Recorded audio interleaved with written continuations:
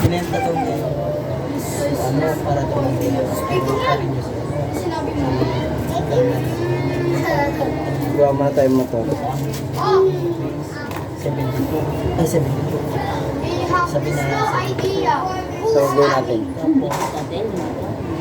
Pinano daw. So, hindi na magkakaroon.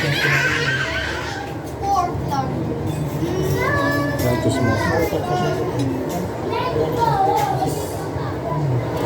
Binayaran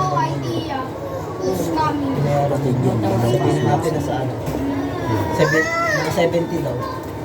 Uy, bigyan mo yun doon sa kanya yan. Kung agaw. Gogo ito nagbublog. Nakagaw. May martes dalawa. Pero, kapalan mo. Lalo yung nakaupo, tinan mo. Nakaplag ang putang ina mo, hayop ka. Pwede ng baliw, lakas ng Tay, tama. babalik ko na yung ano na ito ah. Hindi na eh, gago. Ikaw ano yung alis mo sa yan. Gago ka. Hayop, nagbablog. Maniniwala din ako. Tama mo. Puro martes na lang sa buhay yan ginagawa niya. Hindi nga ako makaano. Hindi nga ako makaano. Puro martes na lang, ayun, nag-isa silang dalawa.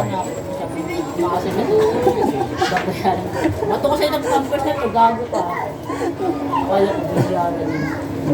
Wala ka pakailan kung di ka bayad. Bakit? May pakailan ka?